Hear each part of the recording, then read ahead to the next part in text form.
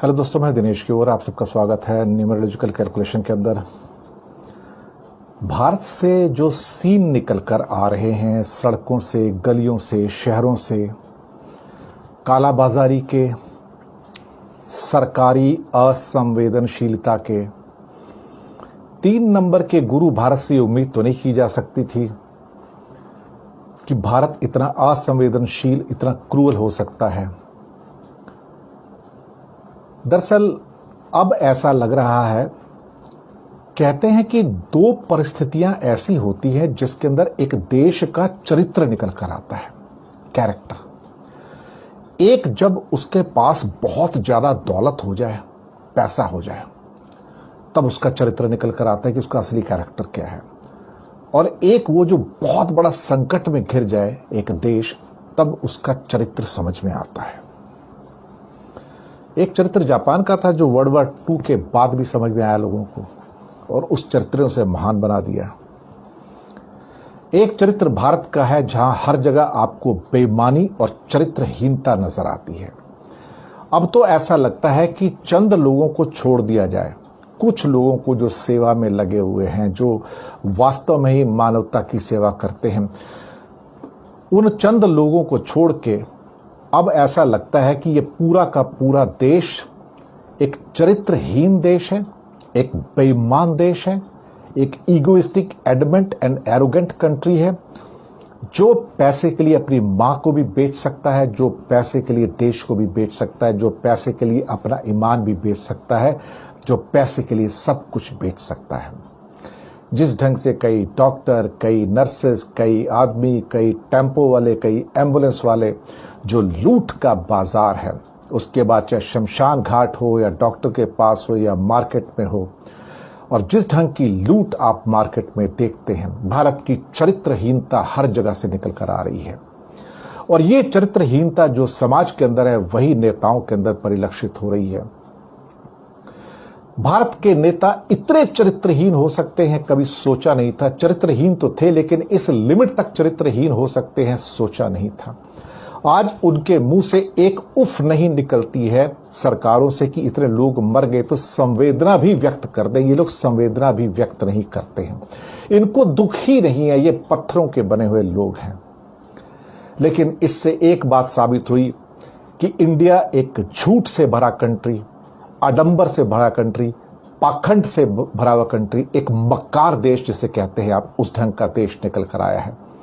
इसलिए आज दुनिया के सारे पेपर भारत और भारत के नेताओं के प्रति एक ही शब्द लिखते हैं कि ये सब लोग एडमेंट, एरोगेंट, ईगोइस्टिक, अनपढ़, नासमझ और बेवकूफ किस्म के इंसान, जो चरित्रहीन इंसान हैं।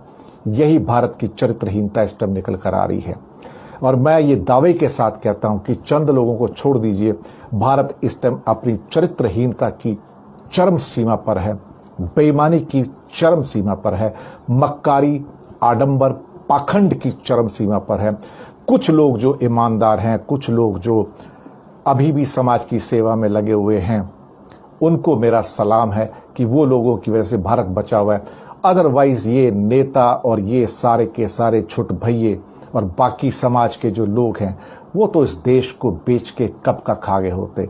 इसलिए देश 1200 साल गुलाम था, यकीन मानिए आज भी गुलाम है। अगर एक देश इमरजेंसी के वक्त में अपने बच्चों को हॉस्पिटल नहीं दे सकता, बेड नहीं दे सकता, ऑक्सीजन नहीं दे सकता, और उनको डॉक्टरी सुविधाएं नहीं दे सकता, उनको रोटी नहीं दे सकता, तो लानत है। फिर लोग कहते हैं कि ये पूछो कि तुमने देश के लिए क्या किया, लेकिन जब कभी वक्त आ जाए तो पूछना चाहिए, देश तूने मेरे लिए क्या किया।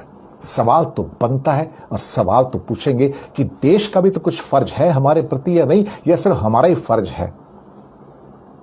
सवाल वाजिब है।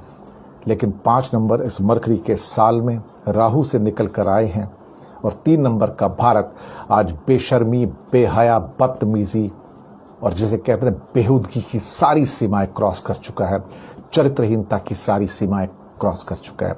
भारत सबके सामने एक liar, manipulator and a characterless nation के रूप में निकल आया, जो अपनी मौतों के ऊपर भी खेल खेलता है, उसके आंकड़े भी प्रिंट नहीं करता है। जहां 20 लाख लोग मरते हैं और 2 लाख दिखाता है, इससे बड़ी शर्म की बात एक देश के लिए क्या हो सकती है, आप खुद सोच सकते हैं। धन्यवाद आपका। हेलो दोस्तों, मैं दिनेश की ओर आप सबका स्वागत है न्यूमरोलॉजिकल कैलकुलेशन के अंदर। भारत से जो सीन निकल कर आ रहे हैं, सड़कों से, गलियों से, शहरों से, कालाबाजारी के, सरकारी असंवेदनशीलता के, 3 नंबर के गुरु भारत से उम्मीद तो नहीं की जा सकती थी कि भारत इतना असंवेदनशील, इतना क्रूअल हो सकता है।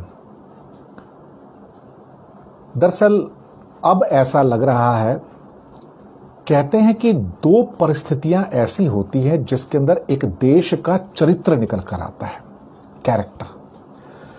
एक, जब उसके पास बहुत ज्यादा दौलत हो जाए, पैसा हो जाए, तब उसका चरित्र निकल कर आता है कि उसका असली कैरेक्टर क्या है।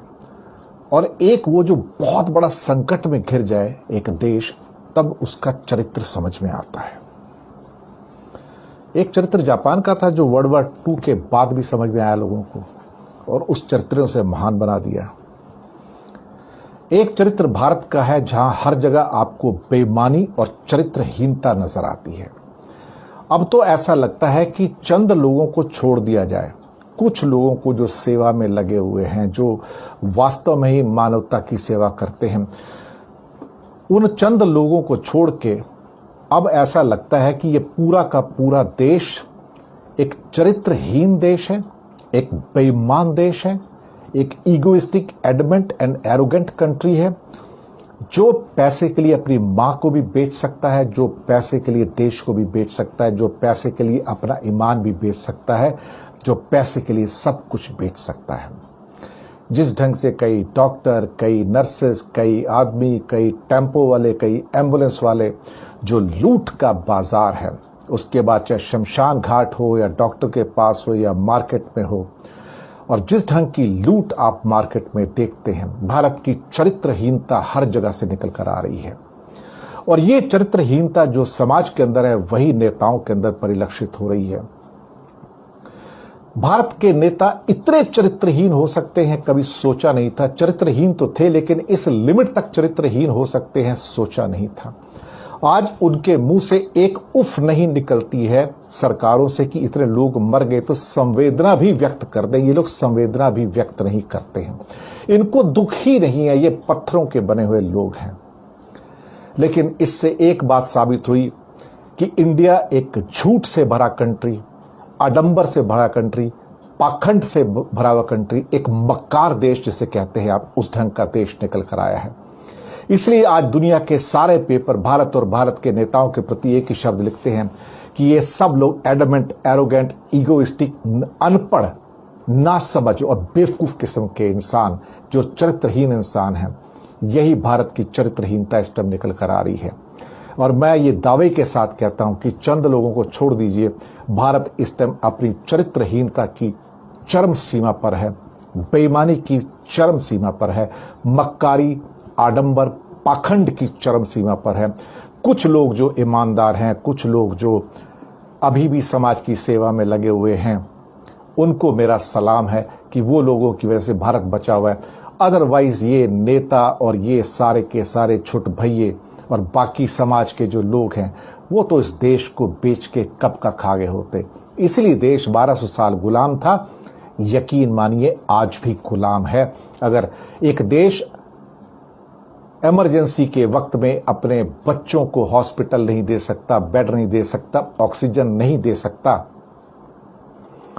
और उनको डॉक्टरी सुविधाएं नहीं दे सकता, उनको रोटी नहीं दे सकता, तो लानत है। फिर लोग कहते हैं कि ये पूछो कि तुमने देश के लिए क्या किया, लेकिन जब कभी वक्त आ जाए तो पूछना चाहिए, देश तूने मेरे लिए क्या किया। सवाल तो बनता है और सवाल तो पूछेंगे कि देश का भी तो कुछ फर्ज है हमारे प्रति या नहीं, या सिर्फ हमारा ही फर्ज है। सवाल वाजिब है। लेकिन 5 नंबर इस मरकरी के साल में राहु से निकल कर आए हैं, और 3 नंबर का भारत आज बेशर्मी, बेहया, बदतमीजी और जिसे कहते हैं बेहूदगी की सारी सीमाएं क्रॉस कर चुका है, चरित्रहीनता की सारी सीमाएं क्रॉस कर चुका है। भारत सबके सामने एक liar, manipulator and a characterless nation के रूप में निकल आया, जो अपनी मौतों के ऊपर भी खेल खेलता है, उसके आंकड़े भी प्रिंट नहीं करता है। जहां 20 लाख लोग मरते हैं और 2 लाख दिखाता है, इससे बड़ी शर्म की बात एक देश के लिए क्या हो सकती है? आप खुद सोच सकते हैं। धन्यवाद आपका।